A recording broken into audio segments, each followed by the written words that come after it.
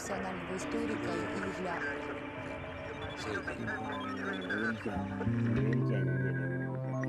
They are espionage's master eavesdroppers. They command computers which can break virtually any code. Their specialized spycraft has shaped the course of history. Yet many Americans are unaware this agency exists.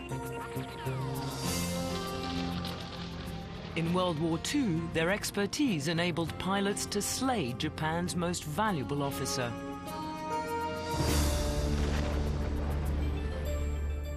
In the Cold War, secret messages they intercepted exposed a massive Russian spy ring in the United States. In the future, they'll be America's defense against a predicted electronic Pearl Harbor. They are America's code makers and code breakers. Today, they conduct their secret war at the NSA, the National Security Agency. For the first time, this fortress has opened its doors to documentary cameras. The agency, whose mission is to tap any signal of danger from the most remote site on Earth and deliver it to the president within 10 minutes. An insider's look at the top secret NSA.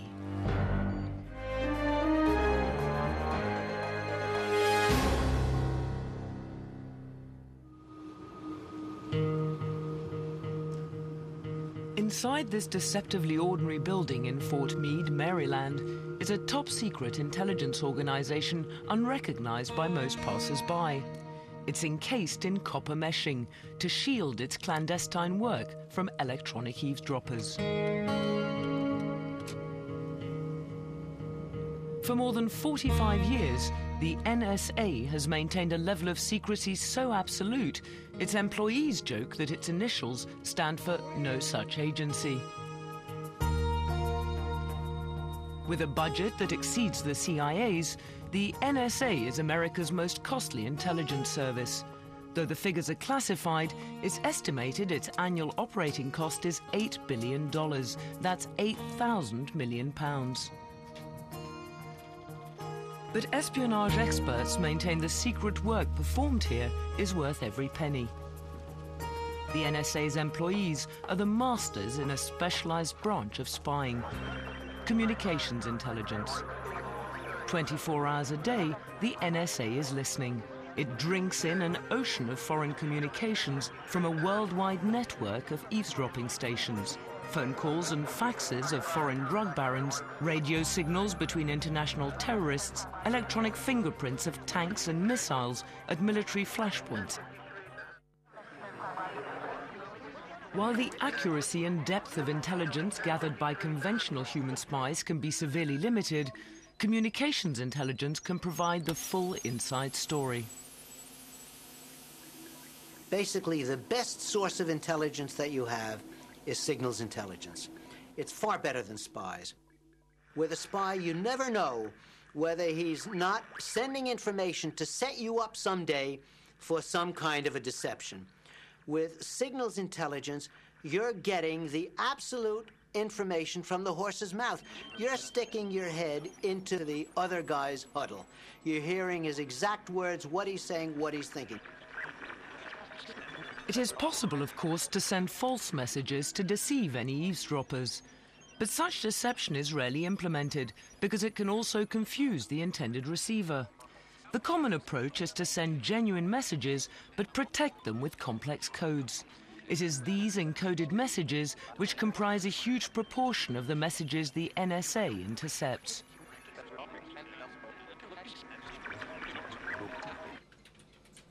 To break these codes, the NSA has assembled the world's greatest brains trust of cryptologists.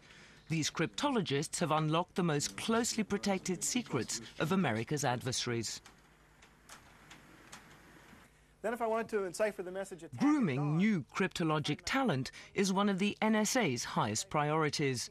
Before cryptologists can learn how to break codes, they must understand how to make them. It corresponds with T encipher, so T stays the same. One of the first steps is learning how to use multiple alphabets to encode a message. This is what we call polyalphabetic substitution. I'm going to add in 4 more alphabets to make a grand total of 5 cipher alphabets. Now we have 5 different cipher alphabets with which to work. Now let's go back to our original message and try to encipher attack at dawn. The first letter, the A in the attack, the first A in it, we're going to use the very first alphabet. So this is our plain text here. We're going to make ciphertext. Find the A in the plain text and use the first alphabet. It corresponds to the letter P, just as it did before. Now go to the second plain text character, the T, but this time bump down to the second cipher alphabet. So we find our T, and it corresponds this time to an F. So we write F as our cipher character. Advance to the third alphabet now. T is again the plain text. Find your plain text T in the third alphabet. This time it's an I. So here we have 2 T's, but this time we have 2 separate and distinct cipher characters corresponding to those T's. This is what makes the polyalphabetic substitution that much more difficult to break. Only the most gifted minds will become NSA codebreakers, but sheer intellectual prowess is just the first criterion. There needs to be a certain technical competence in mathematics and probably language, but what they really need is the curiosity of a detective and the persistence of a pit bull. And it really helps, too, if they're really creative.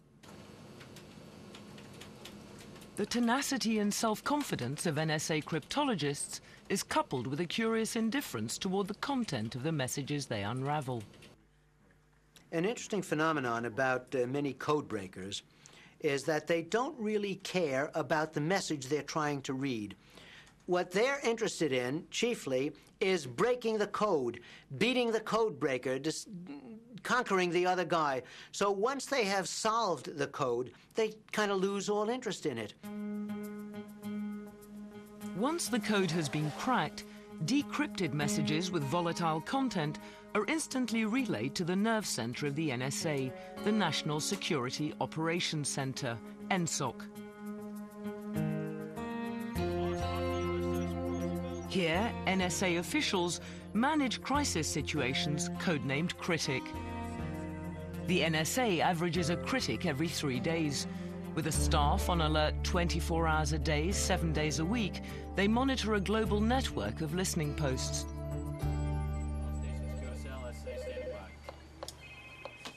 This is a training exercise, but actual critic situations include threats to US military forces, planned or actual attacks on the president or other US officials, and incidents that may heighten tension along international borders. Hey, phone call from LaSalle at 1401 Zulu. The pilot has been recovered. Cease all CSAR activity and stand down.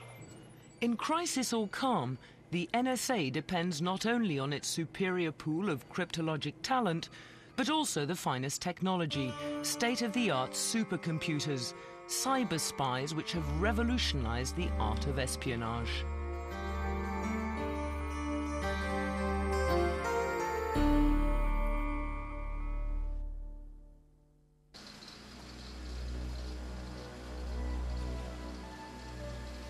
In a specially designed building at NSA headquarters is the greatest concentration of supercomputers on Earth.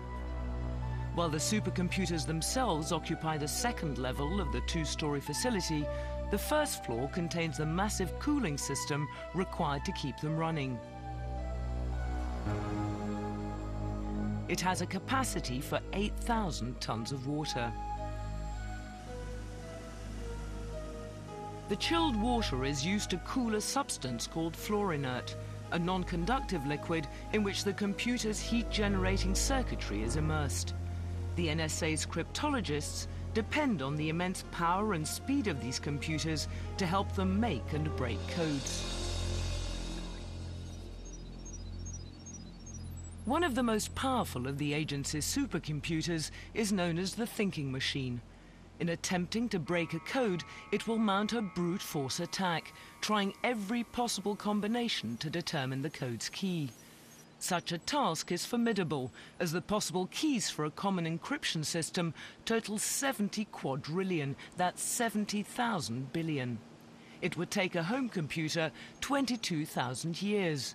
The thinking machine can do it in just a few seconds. The NSA's supercomputers are the product of a long heritage of cryptologic technology. This is the thinking machine's ancient ancestor, an electromechanical calculator codenamed the bomb. Designed in 1940, 12 years before the NSA was created, it stood 2.5 meters tall and weighed 5 tons. Though it lacked the capacity of today's home computers, for its time it was a marvel, the fastest computing device ever made. It and America's top cryptologists of that era were under the command of specialized branches of the Army and Navy. Though their expertise was unquestioned, their effectiveness was undermined by the absence of one unified agency for communications intelligence, and this resulted in catastrophe.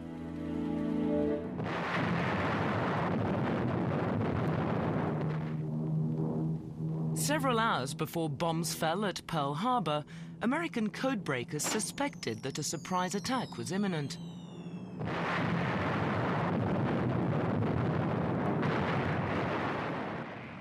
But no efficient system of disseminating communications intelligence yet existed, and Hawaii received its warning 60 minutes too late.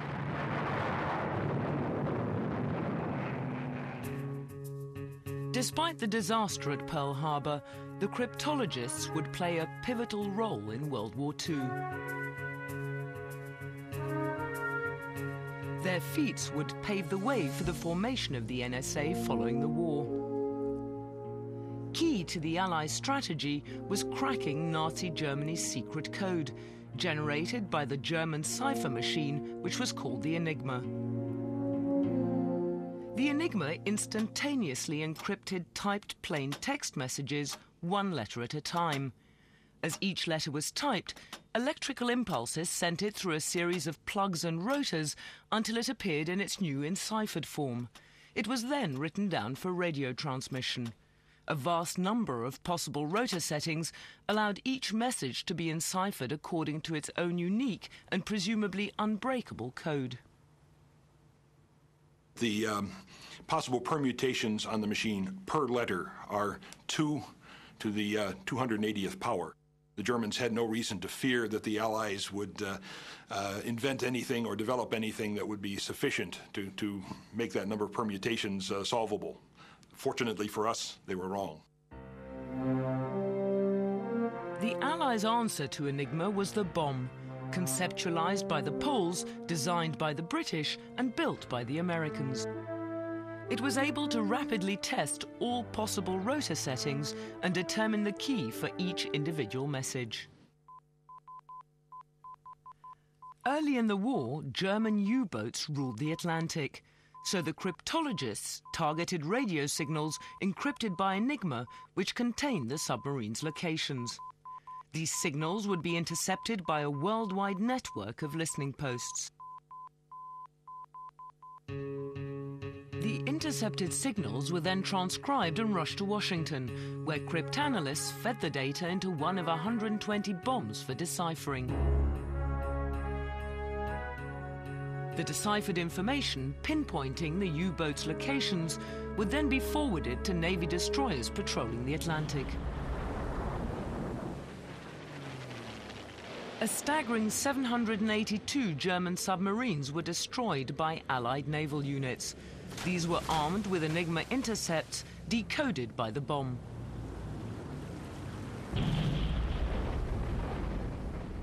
I think its contributions to the war in the Atlantic against the submarines was absolutely essential to winning the war. If we had not ended the German submarine threat, the United States would never have been able to send enough men and materiel to Europe to fight the Germans.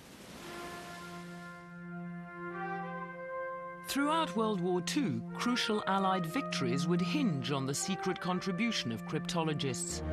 In the war against Japan, their challenge was to break a complex numeric code known as JN25. Unlike Enigma, JN25 would be broken not by technology, but by sheer brainpower. The work against the Enigma was largely machine-based. The work against JN25, which was a paper and pencil code, required sweat-of-the-brow paper and pencil analysis. No computers, no handheld calculators. They used strictly mathematical theory. It was mostly analysis of patterns based on the intercepted messages themselves. Tremendous intellectual feat. With JN25 broken, American cryptologists applied their intellect to deadly effect. Armed with decoded JN25 intercepts, Admiral Chester A. Nimitz held a critical edge in the war against Japan.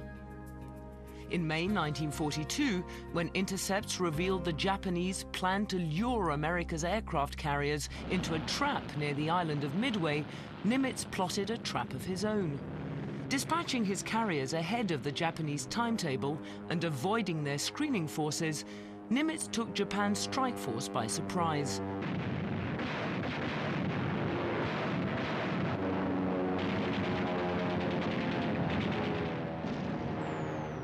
For the Japanese Navy, this was its first defeat in over 300 years.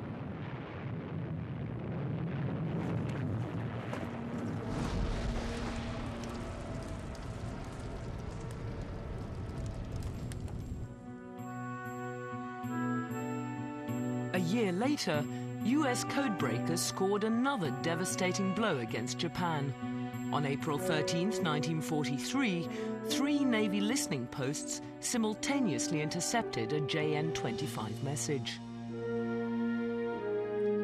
It was a transmission detailing the travel plans of Admiral Isoroku Yamamoto, commander of the Japanese Combined Fleet. Yamamoto, architect of the raid on Pearl Harbor, was Japan's most valuable officer. The intercepted message, sent by his staff, revealed he was to begin a tour of Japan's forward bases in the Pacific. As a consequence of our knowledge of his itinerary, we were able to send up a flight of P-38 Lightnings and shoot him down.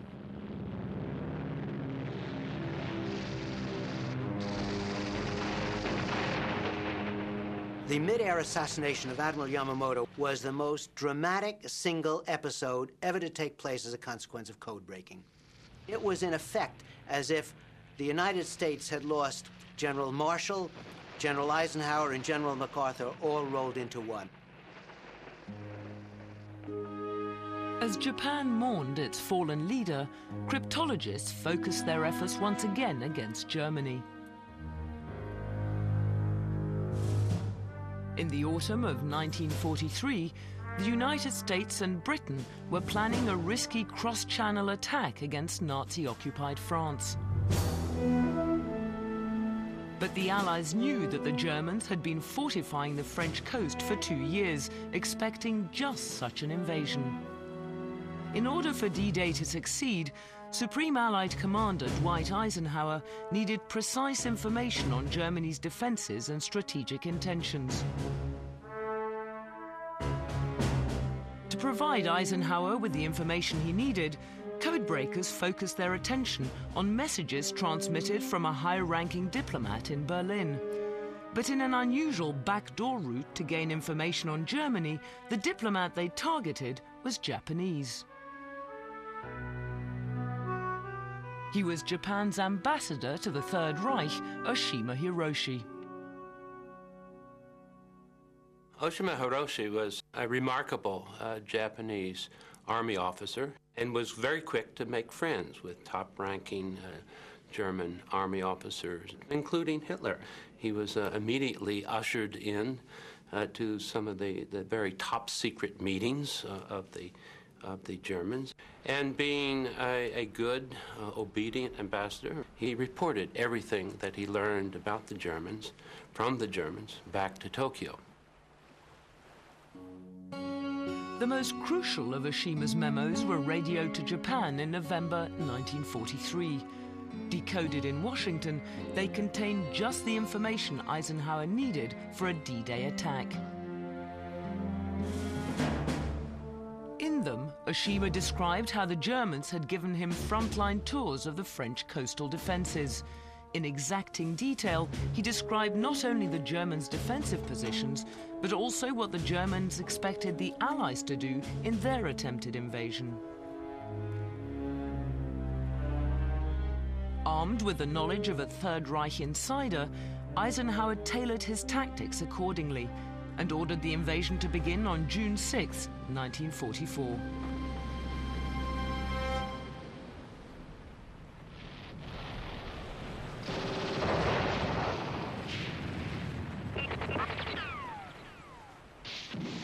Although the work of cryptologists helped the Allies on D-Day, the price of victory was high. Still, military experts assert that over the course of the war, communications intelligence spared the lives of tens of thousands of Allied fighters.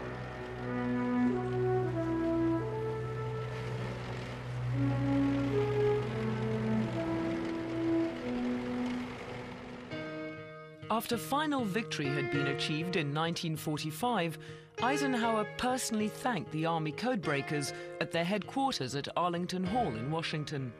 Convinced of the enormous value of their specialized branch of intelligence, American policymakers began efforts to form one unified agency to oversee it.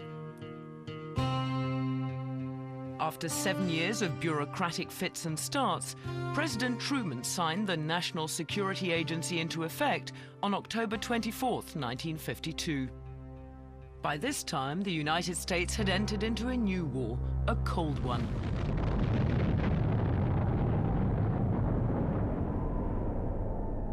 And the NSA would play a major role in winning it.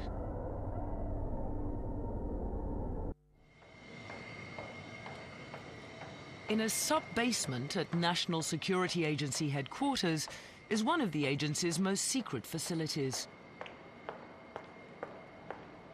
It's a high-tech factory producing computer chips for top-secret code-making devices.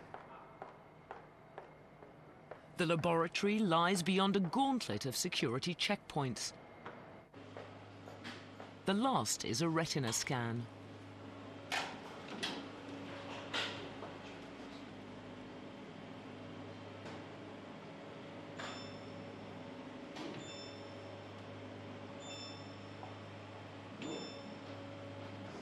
But top-secret clearance alone is not sufficient to gain full entry.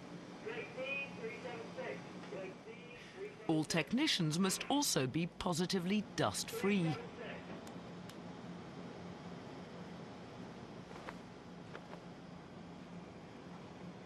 The reason? The microchips produced in the lab are so sensitive they demand a totally sterile environment. An air shower removes whatever trace elements of dust remain.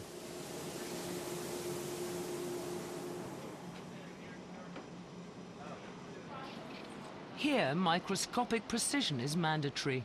In order to facilitate this, the lab is built on a base of 50 tons of concrete. Earth vibrations are negligible. The NSA is unwilling to disclose any details about the chips produced here, but it acknowledges they're integrated into secret enciphering hardware, hardware designed to keep the government's communications safe from foreign code breakers. For 40 years, the motivating force behind the NSA's high-tech activities was the Cold War. But the agency's first breakthrough in that epic struggle was a triumph not of its machines, but its brainpower.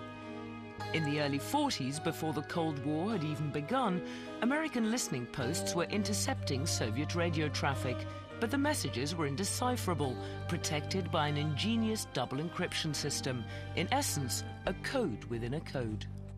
The first layer of encryption was a code book, which allows a code clerk to take text and substitute numerical entries, much in the way you'd look up entries in a dictionary. You'd look up a word, and it would have an equivalent number, and you would use that then to construct the message.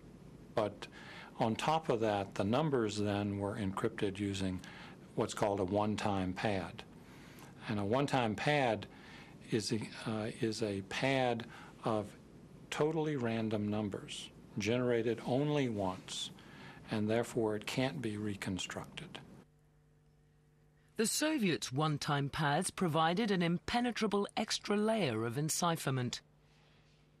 For example, if the first word of the coded message corresponded to 3856 in the first layer of encryption, then this number would be added to the first set of numbers in the random one-time pad. Complicating the code further was the fact that normal addition was not used, but the so-called Chinese arithmetic method, in which numbers greater than 9 are not carried over.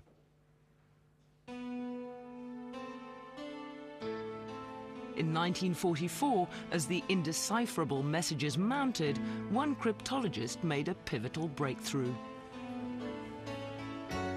Cecil Phillips, an army codebreaker, detected a crucial error by the Russians. The Soviets were taking shortcuts, using the same one-time pads on multiple messages. This discovery was the first step in unraveling the code. When you work on a cipher problem, there are lots of times when you will make some discovery or break, and when that happens, it's like eureka. You think you found it, and there's a kind of euphoria that goes with that you couldn't duplicate any other way. Within 2 years of Phillips' breakthrough, both layers of encipherment were painstakingly picked apart. The decrypted messages, codenamed Venona, stunned America's intelligence officials. A vast Soviet spy ring was operating in the United States. The level of the agent's penetration was alarmingly deep.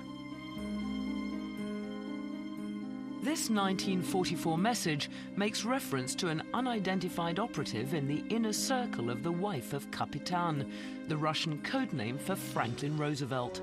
In other words, the Soviets had a spy within the entourage of the First Lady. Even more devastating was the revelation that the Soviets had penetrated the Manhattan Project, America's secret wartime effort to build the atomic bomb. The bomb, codenamed Enormos by the Russians, was the prime focus of the espionage ring. According to the Venona decrypts, the most active agent gathering such intelligence was codenamed Antenna, later designated Liberal, but his actual identity was unknown until 1949. Federal investigators discovered that Liberal was Julius Rosenberg, the owner of a small electrical engineering firm. On July 17, 1950, Rosenberg was taken into custody. On August 11th, Rosenberg's wife Ethel was also arrested. However, the Venona decrypts provided little information of her activities, beyond her awareness of her husband's work for the Soviets. Convicted of treason in a trial that inflamed the nation, the Rosenbergs were sentenced to death in March of 1951.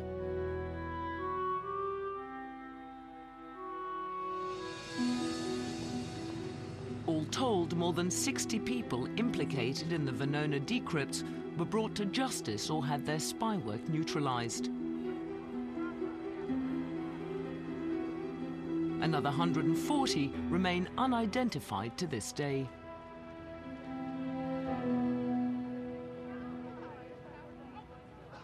As the Cold War extended to the 1960s, the NSA continued to secretly shape its course.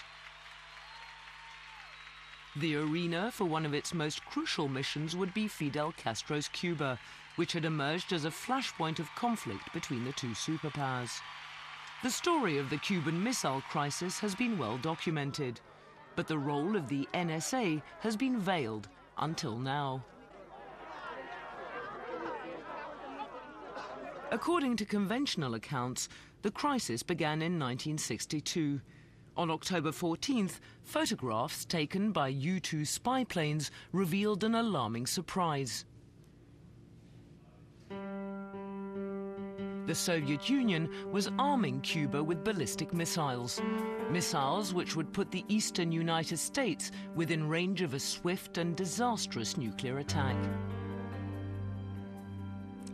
Historians have chronicled that this was the first evidence of the Soviet threat presented to President Kennedy by American intelligence. But in reality, NSA listening posts had been monitoring Cuba's arms buildup as early as 1960. The communications it intercepted concerned suspicious Soviet ships heading for Havana. For 2 years, NSA eavesdroppers heard Cubans discuss shipping procedures which spelled trouble.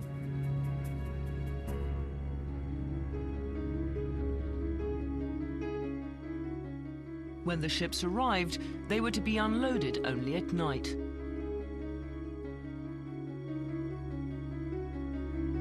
Deliveries were to roll away from the pier under black canvas and heavy guard, out of sight of onlookers. But it wasn't until September 15, 1962, that the NSA intercepted the most telling signal of all, an electronic fingerprint indicating the operational status of an SA-2 surface-to-air missile. Such a weapon was the Soviets' unique support for a nuclear missile facility. A month before the U-2s confirmed it, the NSA had collected strong evidence indicating Cuba's nuclear threat. So when the crisis erupted full-blown in October, President Kennedy was well prepared. With the world on the brink of nuclear war, the naval blockade he ordered was able to prevent the arrival of more missiles. Later, the Soviet Union agreed to remove the missiles already in place. The crisis predicted by the NSA was over.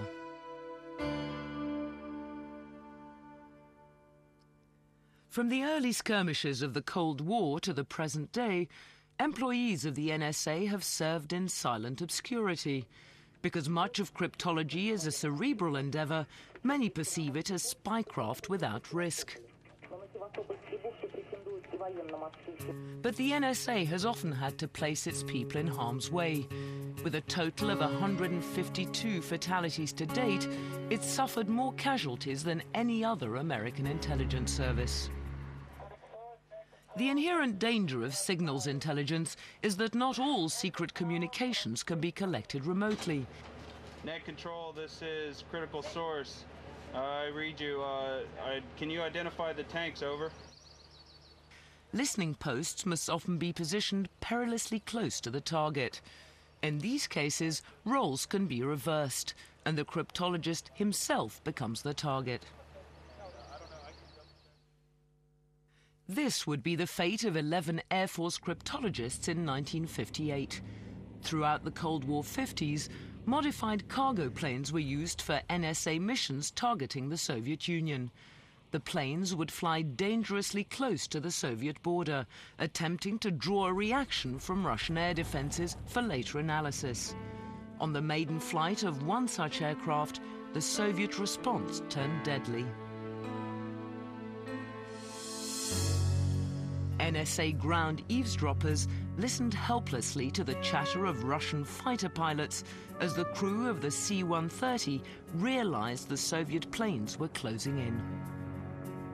When the Soviet aircraft decided to attack, it must have been panic aboard that aircraft. It's hard to imagine the fear that would be generated by that, because they knew they were sitting ducks. A C-130 is a transport aircraft. It can't get out of the way. It can't fly as fast as a MiG-19, and there was nothing down below but mountains.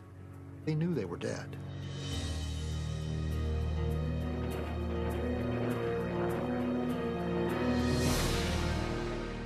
What was left of RC-130 came down in Soviet Armenia. The entire crew of 17, including the 11 cryptologists, became unsung heroes of the Cold War. 3 years later, a 25-year-old intelligence specialist from Tennessee would become the first casualty of another war. James T. Davis was the Army's first cryptologist in Vietnam and the first American to fall there. In 1961, Davis arrived in Vietnam, 3 years in advance of America's full military commitment. His assignment was to locate elusive communist guerrillas by homing in on their radio transmissions. The danger was that his direction-finding equipment would function effectively only if he were perilously near the enemy. Davis was in constant danger when he was in Vietnam because the direction-finding equipment that he had to operate within about 6 miles of the Viet Cong transmitter. And if you're within 6 miles of the Viet Cong transmitter, you could be within a few hundred yards of the main force.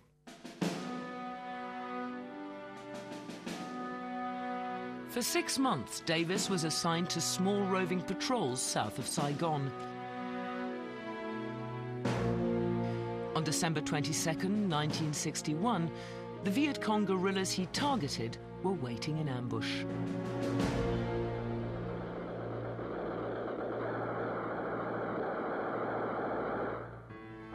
Davis and 9 South Vietnamese soldiers were cut down in a hail of gunfire.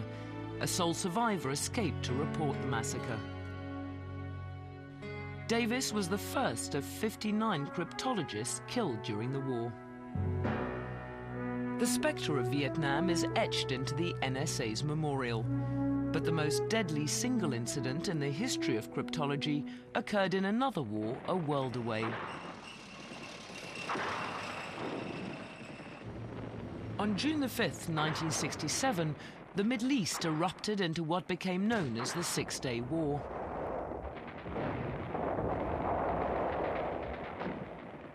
Ordered to within earshot of the battle zone was the USS Liberty, a signals intelligence collection ship. On June the 8th, the Liberty was patrolling 22 kilometers off the Sinai coast, though in international waters, its close proximity to the Arab-Israeli conflict made it a vulnerable target. At 2 o'clock that afternoon, Israeli planes mounted an attack.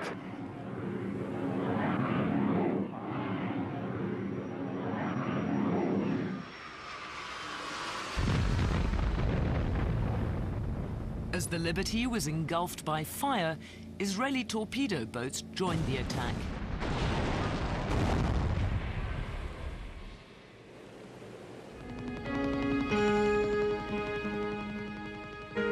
Incredibly, the pummeled Liberty did not sink, but 34 died and 170 were wounded.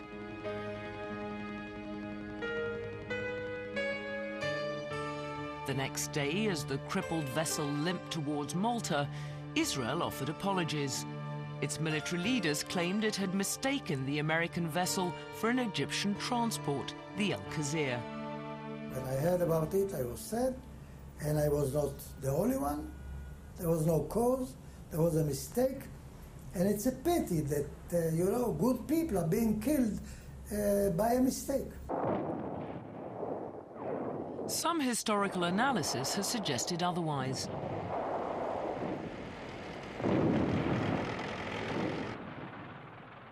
It's been pointed out that on the day of the attack, Israel had almost completed its overwhelming victory over its Arab enemies. But Israel's primary objective, the Golan Heights, was still held by the Syrians.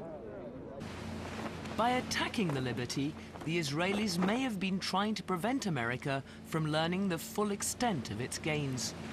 Concealing this information would have been crucial in staving off American intervention to stop the war before the Golan could be won. Whatever the truth, the fate of the Liberty is poignant evidence of cryptology's inherent peril.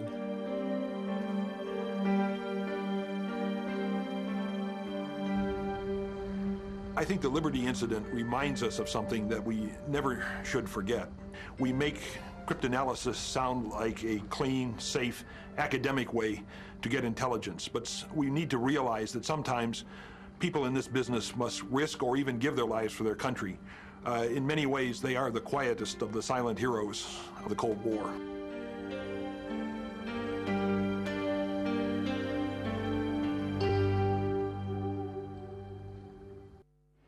Be still, then blink or smile.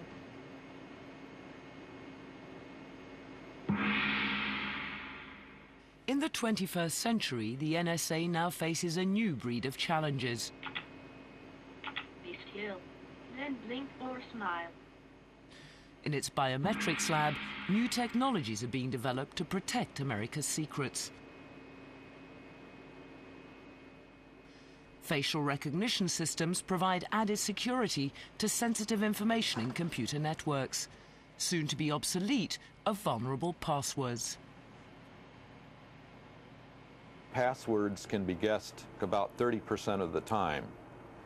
So what we would like to do is depend upon some intrinsic characteristic of the individual rather than on something that they have to remember. And that's what we're trying to achieve here. And in the case of face recognition, there's nothing to touch. You really have to do nothing more than just be yourself. Biometrics research reflects the NSA's escalating emphasis on the need for defense in the information age. Technicians are devising innovative methods to protect America from the threat of cyber warfare.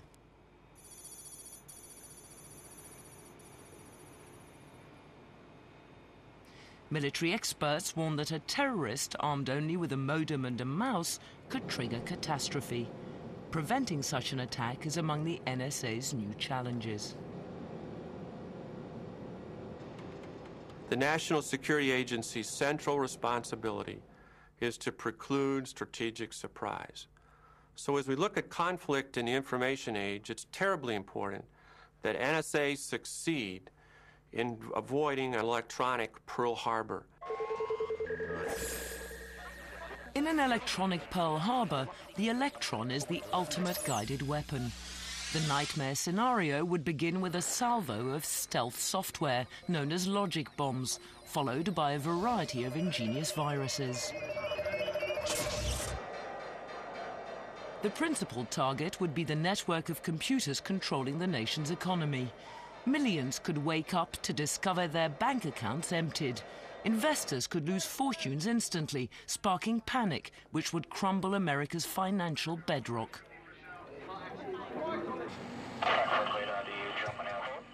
Also targeted would be the nation's transportation systems.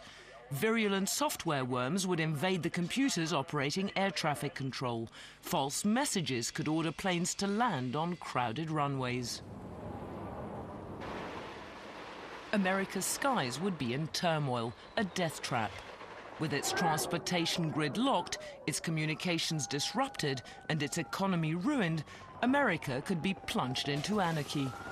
Though some experts maintain a disaster of this magnitude is unlikely, most agree that cyber warfare will be the new battleground of the 21st century. To repel any future attack, the NSA is developing defensive measures which are closely guarded secrets. For half a century, unmatched secrecy has been fundamental to the NSA's success. Okay, morning everybody. Start us off, Judy. Good morning, sir. Right after. Those who work here maintain that an exceptional level of commitment is also imperative. For some at the NSA, this commitment was best illustrated when they eavesdropped on signals during a foreign skyjacking in the 1980s, a crisis in which lives hung in the balance. Although the NSA will not comment on the specifics of the incident, what they feel should be known is the uncommon conduct of their colleagues. You could see the tension because they were almost willing communications to happen so that they could provide intelligence that might make a difference. The good news was that it ended and most people were rescued. The tragedy of that was that one individual was killed. They were devastated when that person was killed. When it was all over, They sent flowers, and they attended the funeral. Nobody knew they were there. Nobody knew where the flowers came from. Those are the kinds of people we have working in this building. They never talk about the events they support. They never talk about the tragedies that go on, but they really identify with whatever is going on in the world. And they really identify with the fact that they may be thousands of miles away, but through electronic communications, they are there as part of the fight.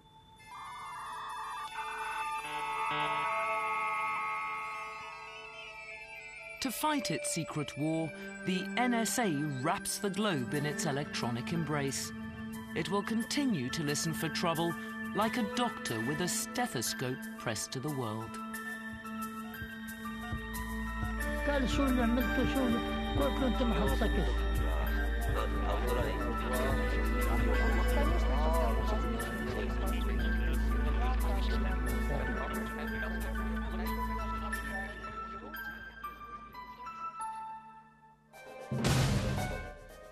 A rare bacterial disease causes concern when it claims a life.